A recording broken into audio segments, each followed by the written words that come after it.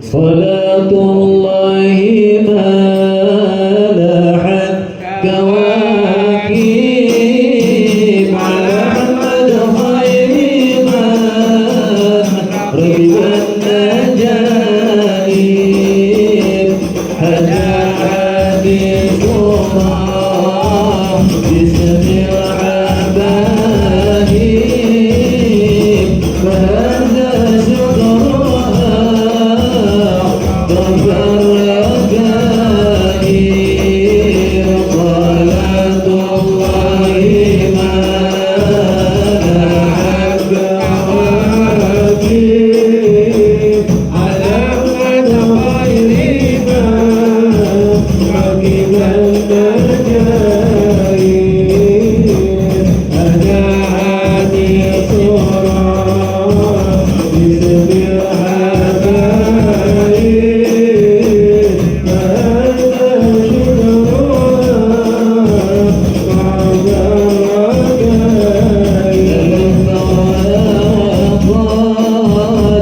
مدد خطاها وزالت من مدامعها سحائب وبالت للحمام ضربا وحفا إلى تلك المعالم والملاعب صلاة الله ما لاحت كواكب على أحمد خير ما ركب النجائب على حديث باسم الحبايب فهذا شكرها رب الركائب وزعزعت الدماء ولا تزوقها فصائد شوقها للحي جديد راهن طربا كما هامت وإلا فإنك في طريق الحب كاذب صلاة الله ما لاحت كواكب على أحمد خير ما ركب النجائب على حديث باسم الحبايب فهذا شكرها رب الركائب هذا العكيم يبدى وهادي في باب الحي لاحت والمطاريب وتلك الفرقة الخضراء وفيها نبي نور يأكل الغياهب صلاة الله ما لاحت كواكب على أحمد خير ما ركب النجائب على حديث باسم الحبايب وهدى شكرها رب الركائب وقد صاحبني طالبنا التلاقي وقد جاء الهدى من كل جانب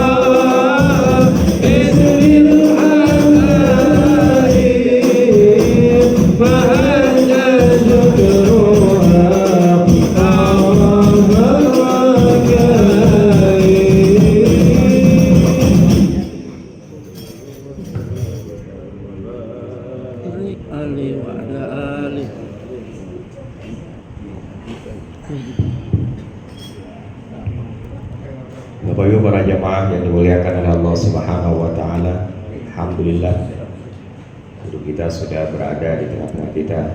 Kita berikan waktu untuk istirahat. Assalamualaikum warahmatullahi wabarakatuh. Waalaikumsalam warahmatullahi wabarakatuh. Alhamdulillah wassalatu wassalamu ala Rasulillah Sayyidina Muhammad bin Abdullah wa ala alihi wa sahbihi wa man wasara wa wala wa la hawla wa la quwwata illa billah. Amma ba'd. Yang kita hormati bersama para asatid, mungkin saya sebutin para asatid dan tokoh semua satu persatu, akhirnya Ustaz Yusuf dan juga Bapak Muhammad Yazid, Sahibul Bait Bapak Imam Sya'rani, dan para hadirin dan hadirat sekalian. Mudah-mudahan kita semua dalam limpahan rahmat Allah Subhanahu wa taala. Amin. Sebelumnya saya minta maaf atas keterlambatan saya karena mobil saya dipakai, jadi saya mesti nungguin inputan. Di hari ini alhamdulillah kita bersyukur kepada Allah Subhanahu wa taala bisa berkumpul baca burdah tadi. Baca burdah al-madih, kemudian maulid juga. Enggak burdah aja. Yang di dalamnya terdapat banyak rahasia, terdapat banyak kebaikan-kebaikan yang tersimpan, yang bisa menjadi magnet insyaallah buat hati kita tertarik kepada Allah Subhanahu wa taala dan Rasulnya. Kenapa bacaan burda atau maulid itu bacaan-bacaan mulia itu memiliki khasiat buat hati? Kenapa? Saya lupa, ada seorang ulama mengatakan kalamu ahlil haq nur, ucapan atau kata-kata yang keluar dari orang yang hatinya lurus sama Allah, yang betul, yang teguh, itu akan membuahkan cahaya. Sehingga sebagaimana setiap kali kita baca ucapan-ucapan orang soleh, sedikit banyak sadar ataupun tidak sadar, kita tahu ataupun kita tidak tahu, itu akan membawa dampak kepada hati kita, membawa perubahan. Tentunya dengan semakin sering semakin besar perubahan itu. Dan sebaliknya, kalamu ahlil batil dhalam, sedangkan ucapan orang-orang yang batil itu akan membuahkan cahaya kegelapan di dalam hati. Kita lihat bagaimana memastikan ini ucapan ahlil haq apa ahlil batil nih. Karena kita selama hidup di dunia itu pasti akan melihat banyak tulisan, mendengar banyak ucapan yang keluar, bisa jadi dari orang yang hak, bisa jadi dari orang yang batil. Kalau pertama Al-Quran, sudah pasti Al-Quran itu hak semua. Ya, wa man asdaqu minallahi qila. Kita dengerin, paham ataupun tidak paham. Termasuk juga hadis Nabi Muhammad SAW sudah pasti membawa dampak yang baik, akan menenangkan hati begitu. Nah, setelah firman Allah dan firman Nabi Muhammad SAW, ucapan itu kita tidak bisa ucapan itu begitu banyak. Ada ucapan orang hak dan ada ucapan orang batil. Ucapan orang-orang hak itu akan membawa dampak ke hati, dan ucapan orang-orang batil juga akan membawa dampak ke hati. Dari mana kita mengetahui ucapan ini hak atau batil? Pertama, sifatnya hak itu langgeng, kebenaran itu akan langgeng. Ya, banyak disebutkan dalam riwayat bahwa segala sesuatu yang berhubungan sama Allah, dia akan mewarisi sifatnya Allah Subhanahu wa Ta'ala, kekal, langgeng terus begitu. Makanya ajaran Nabi Muhammad sampai hari kiamat nggak bakal hilang, apapun yang terjadi, bagaimanapun orang berusaha menghancurkan, tetap terus langgeng karena sifatnya hak. Nah, begitu juga kalam orang-orang, ucapan-ucapan manusia. Kita lihat kitab-kitab, karya-karya para ulama yang langgeng itu berarti bersama Allah.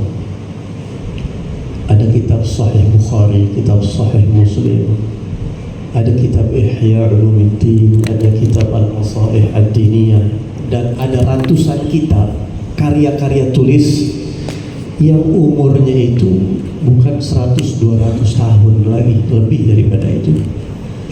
Padahal mereka nggak pernah promosi, nggak pernah pasang iklan. Kenapa? Karena hak bersama Allah. Makana lillahi dama wa tasar, makana li ghairillahi bana wa fasar. Begitu juga dengan burda, salah satunya.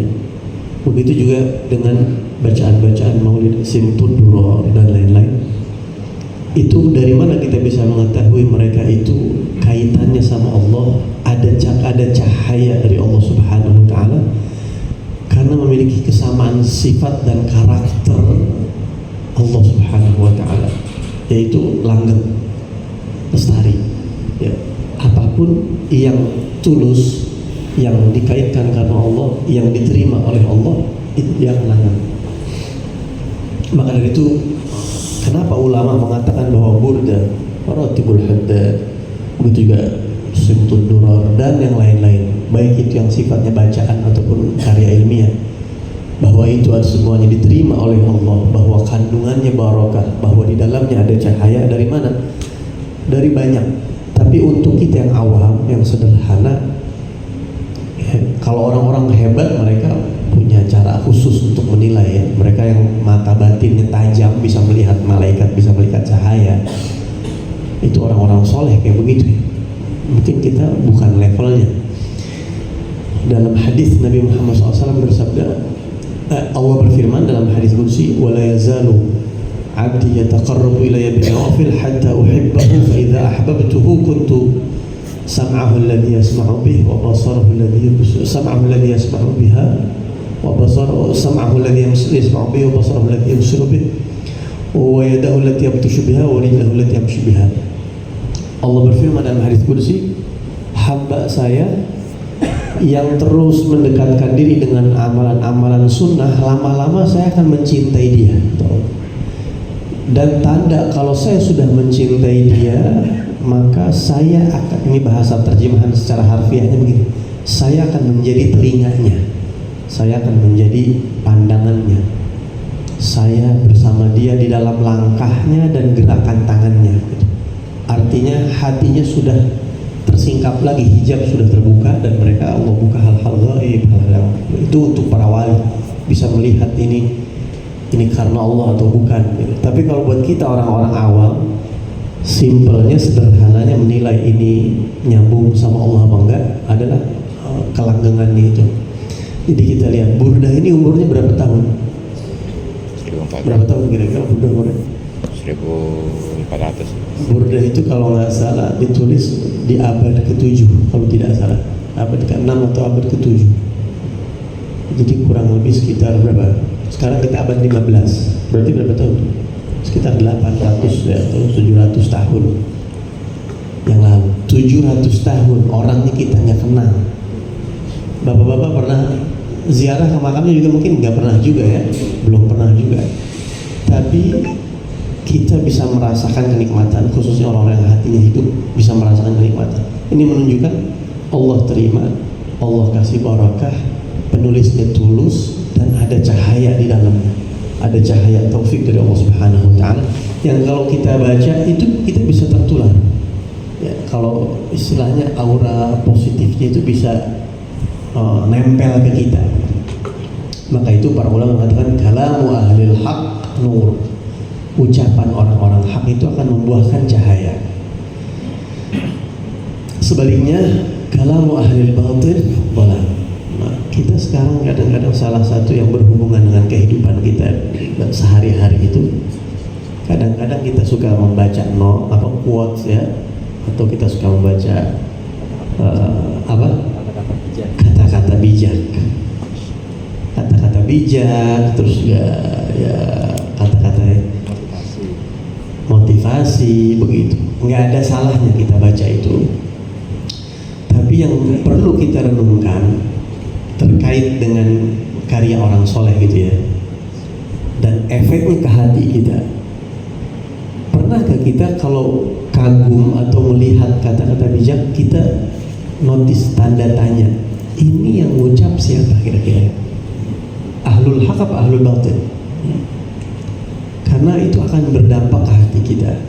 Apalagi kalau yang suka curhat tuh.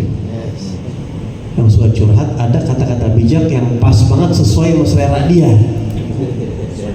Wah, ini gua pisan nih, akhirnya dipajang lagi di status. Itu ucapan siapa? Karena itu berdampak ke hati kita. Kalau selama itu Quran, selama itu hadis, atau kita tahu ini ucapan Imam Fulan yang sudah masyhur kesolehannya, masyhur keikhlasannya, ambil, pajang, nggak apa-apa. Tapi kadang-kadang kita nggak tahu yang nulis orang yang lagi pegel sama bininya, kebenaran bijak kata-katanya dipajang, kita demen pajang juga. Itu bikin hati gelap kadang-kadang itu. Kitanya kagak sadar, gitu.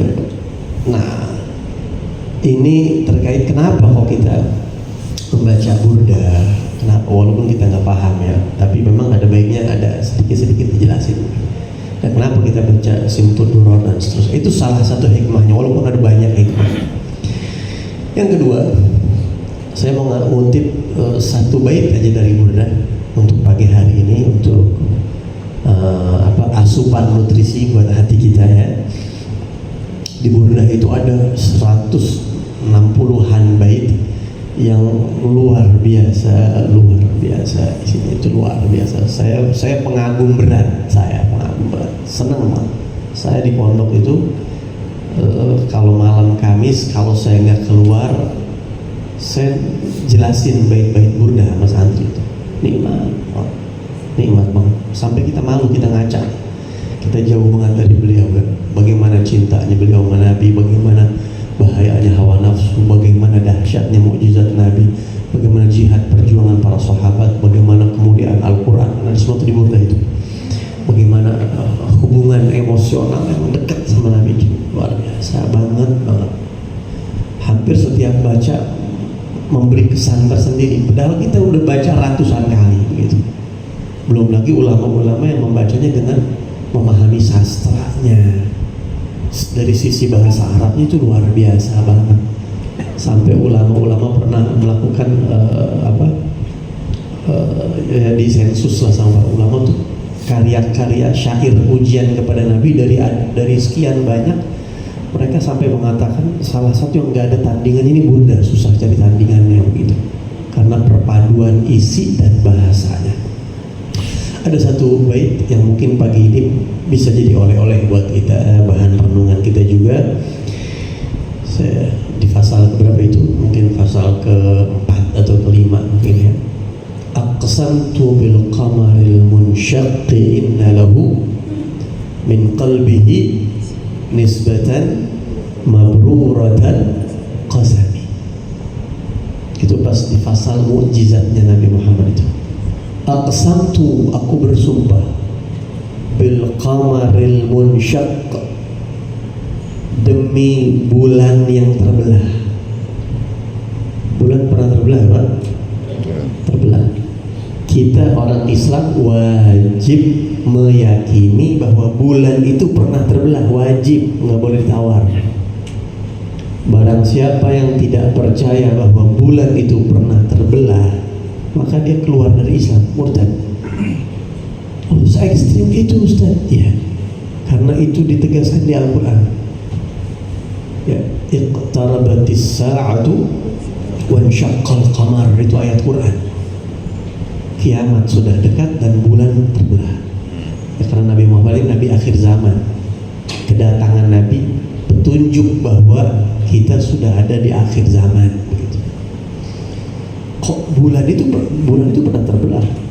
Dan itu diabadikan di Al-Quran. Makanya siapa yang tidak percaya dengan mukjizat itu, dia keluar dari Islam. Sama saja dia tidak percaya dengan satu ayat Al-Quran. Tidak percaya satu ayat Al-Quran, keluar dari Islam. Kalau dia masih terus meyakini itu, mati nggak boleh disolatin jenazahnya dan haram dikubur di pemakaman wakaf umat Islam. Berat konsekuensinya.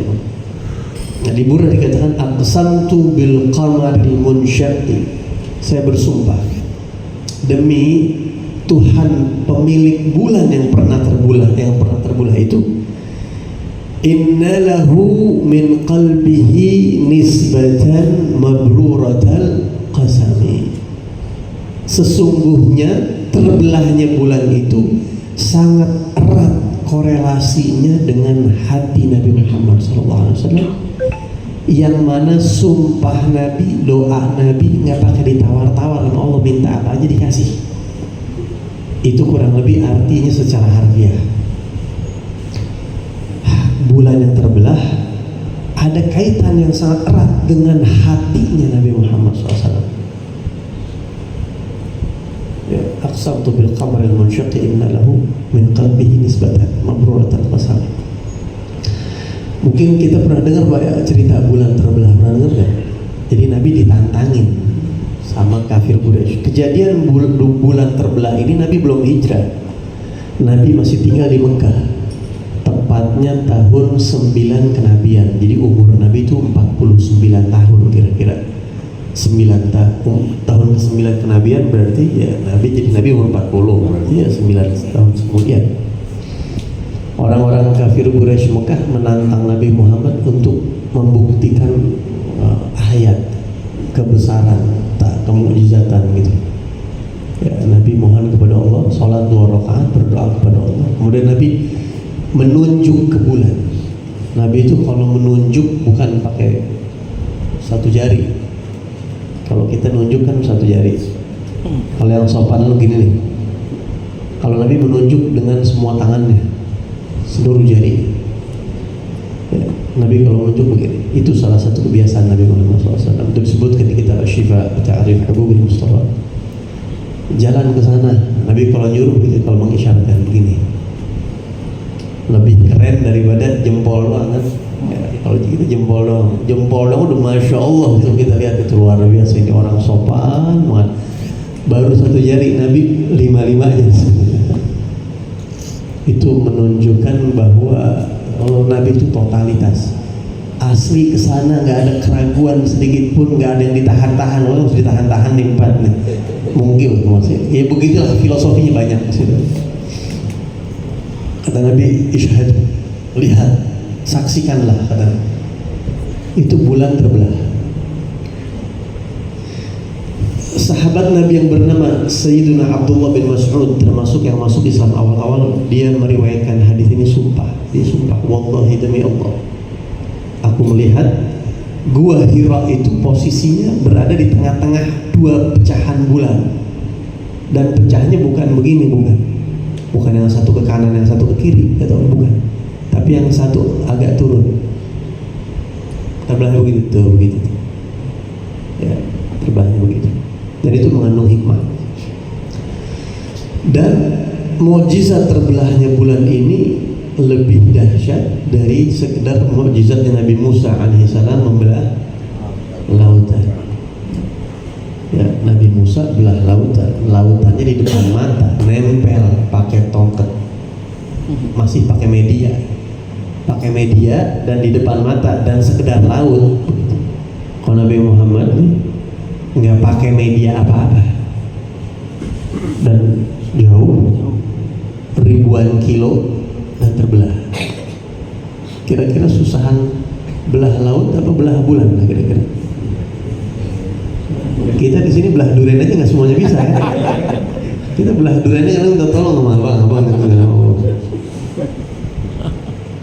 Dan pada saat itu sahabat semua menyaksikan, subhanallah, luar biasa. Dan orang-orang kafir setelah kembali lagi mereka mengatakan apa? Sihrun mustamir.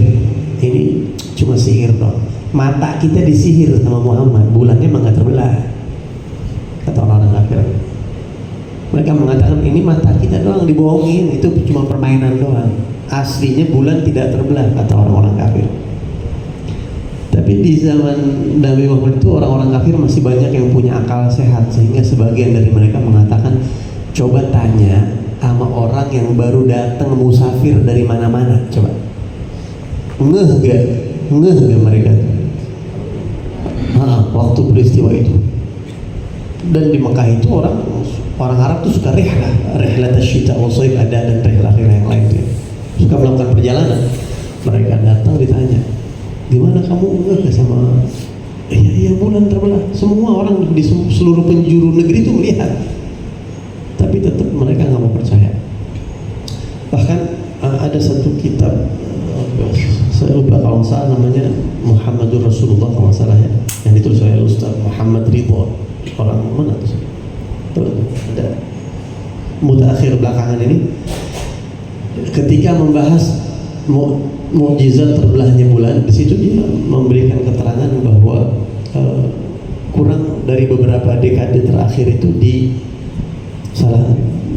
Eropa, lupa saya di negara mana begitu, itu ada satu koran yang menyiarkan atau ada satu berita di koran itu bahwa belum lama ini di Cina para ahli arkeolog menemukan satu bangunan kuno yang suka ngorek-ngorek tanah, namanya ahli apa tuh?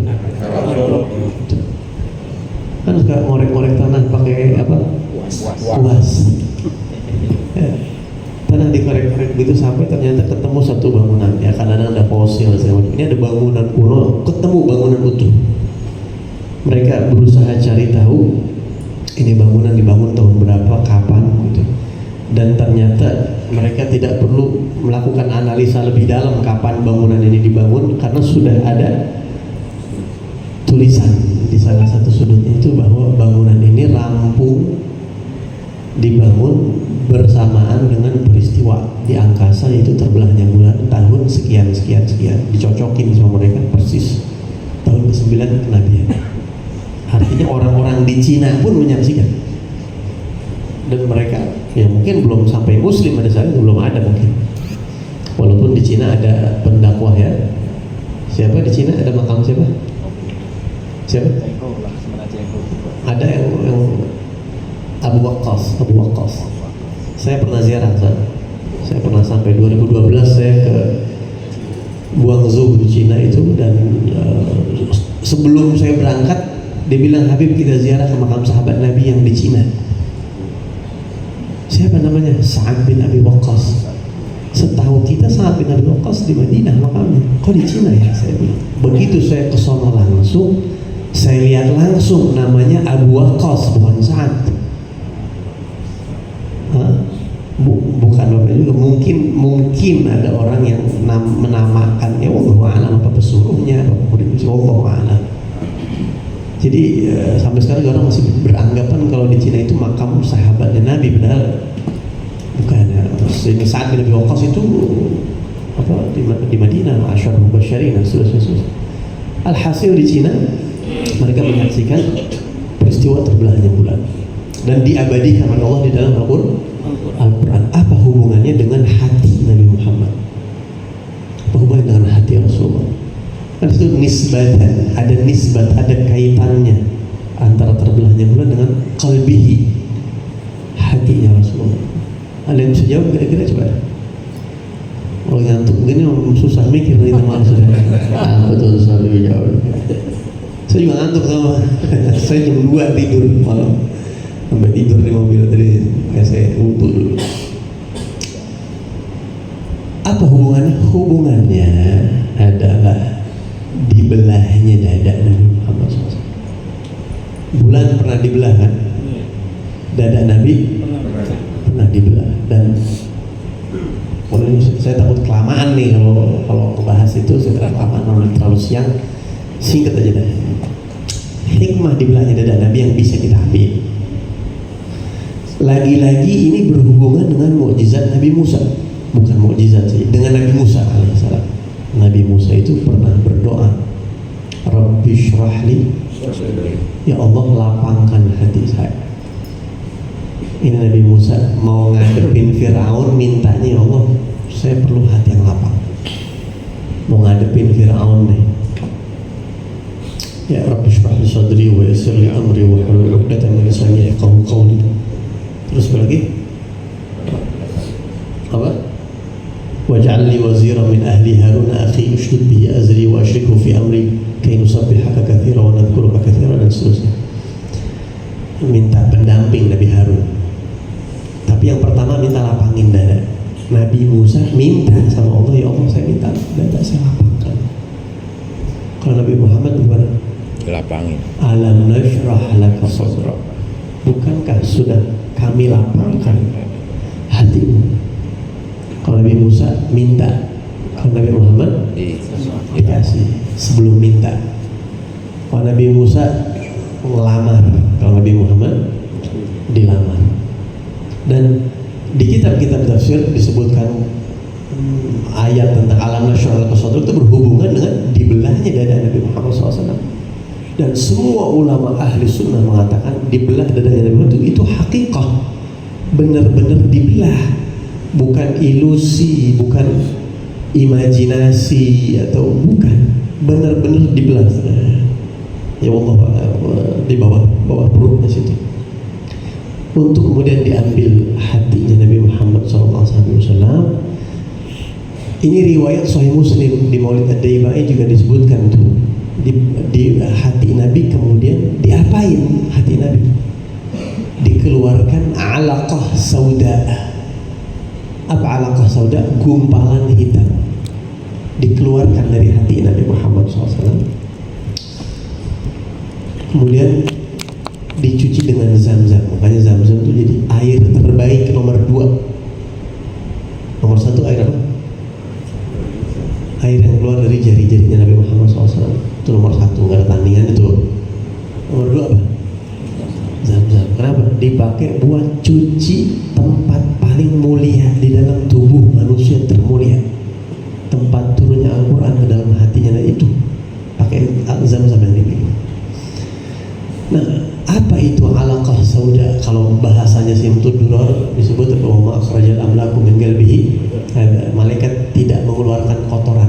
Nabi nggak ada kotoran sama sekali, bersih, sudah suci, cuma ditambahkan level kesuciannya. Kalau di dalam Maulid Ad-Daibai ada alaqah sauda hadzu syaitan, bahasanya begitu. Gumpalan hitam itu adalah jatah setan yang ada di dalam hati Nabi Muhammad SAW. Kok Maulid Tiba begitu? Maulid Tiba cuma ngambil riwayat Sahih Muslim, memang dari hadisnya begitu. Memang hadisnya begitu. Apa? Ini bayangin bahayanya orang kalau baca hadis nggak pakai guru, ya bahaya. Bahaya. Kalau pakai terjemahan dong. Apa itu gumpalan? Apa hikmah dibelah dadanya Nabi Muhammad itu? Kalau antum yang suka baca, boleh baca kitab Al-Insanul Kamil karya guru besar kita bersama Abu Yazid Muhammad bin Abdul. Ada 18 hikmah di situ. Beliau menjelaskan 18 poin menurut ini hikmahnya ini, menurut ini cukup dahsyat, keren banget. Setelah beliau paparkan semua, terakhir beliau ngomong, wa dhahara li ma'nan akhar. Dan saya nampak bagi saya ada makna lain selain 18 pendapat ulama itu. Kalau bahasa sederhana ini Allah ilhamkan sama beliau. Dan ini keren banget. Ini logis dan juga keren, akhlak semuanya dapat. Saya paling suka sama pendapat beliau. Beliau mengatakan apa yang dimaksud dengan hadzu syaitan, gumpalan hitam itu adalah jatah setan yang ada dalam hati Nabi Muhammad SAW. Beliau mengatakan hadzu syaitan min rahmatihi sallallahu alaihi wasallam. itu adalah jatah setan dari kasih sayangnya Nabi Muhammad. Apa maksudnya? Kalau nggak dikeluarin, setan bisa masuk surga tuh. Kebagian wa ma arsalnaka illa rahmatan. Kan Nabi sayangnya sama binatang, semua disayang sama Nabi. Ini kalau nggak dikeluarin, setan bakal kena nih. Maka dikeluarin karena setan sudah dicap sama Allah bakal kekal neraka abadi selama-lamanya. Kalau enggak bakal kontrak nanti. Saking lubernya, dahsyatnya, rahmatnya hatinya Nabi Muhammad SAW. Nah, karena hati Nabi sudah dibelah dan isinya udah luar biasa, jadi mabruratul qasami. Nabi itu sekali angkat tangan, ya Rabb, mau apa? Bulan mau dibelah, belah itu bulan. Apa yang enggak buat kau apa? Ya Allah, matahari tahan. Kan apa tuh ya? Mujizat matahari diberhentiin. Bapak pernah dengar matahari berhenti?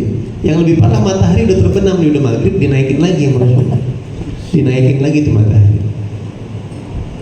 Apa? Sampai Siti Aisyah mengatakan ma ra'aitu rabbak illa wa yusari'u fi ridhak.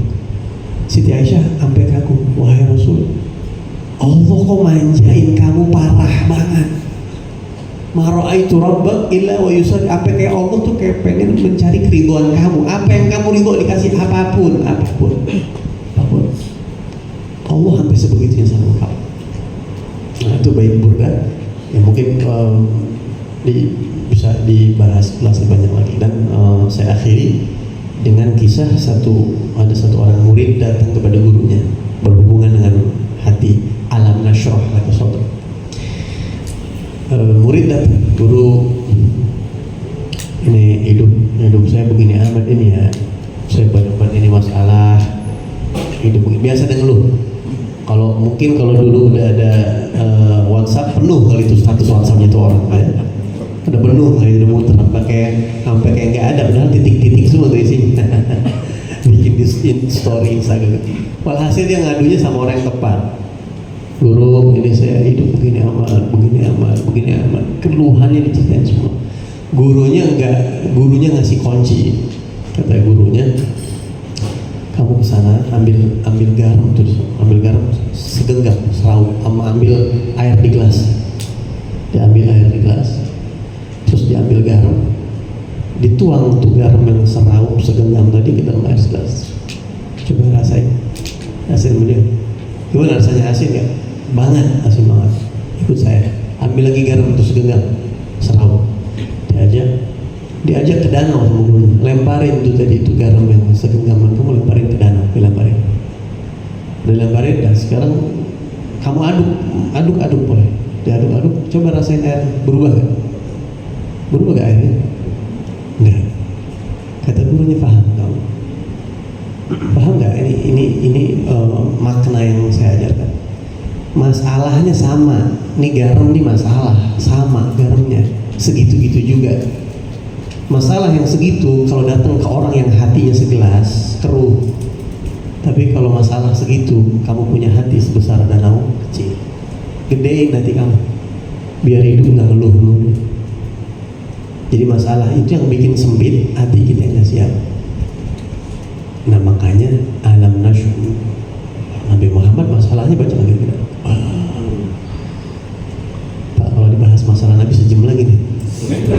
Sampai hari kiamat tuh seluruh manusia, Nabi Adam angkat tangan, Nabi yang siap nyelesain masalah itu. Analah Rasul. Kayak apa tuh hatinya Nabi Muhammad? Alam nashrah laka sadrak. Selapang apa Allah lapangkan hatinya Nabi Muhammad. Nah kita ya minta sama Allah dilapangin hati gitu ya.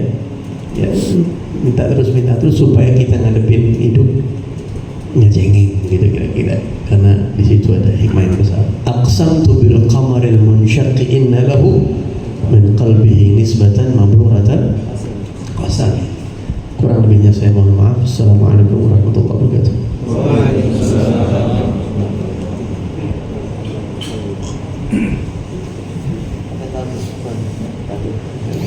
قال النبي صلى الله عليه وسلم أفضل ما قلت أنا والنبيون من قبلي لا إله إلا الله لا إله إلا الله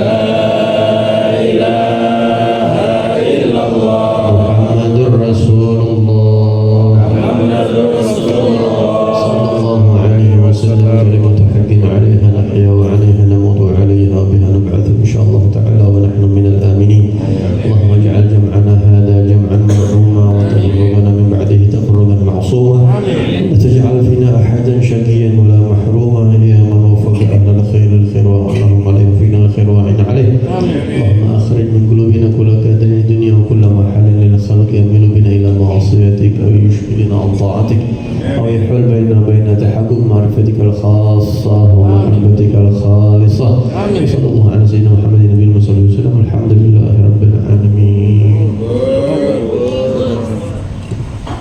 Jazakumullah khairan katsir. Terima kasih atas waidatul hasanah disampaikan oleh guru kita Habibana Mahbub Al-Habib Muhammad Ibn Al-Haddad. Banyak hal yang bisa kita dapatkan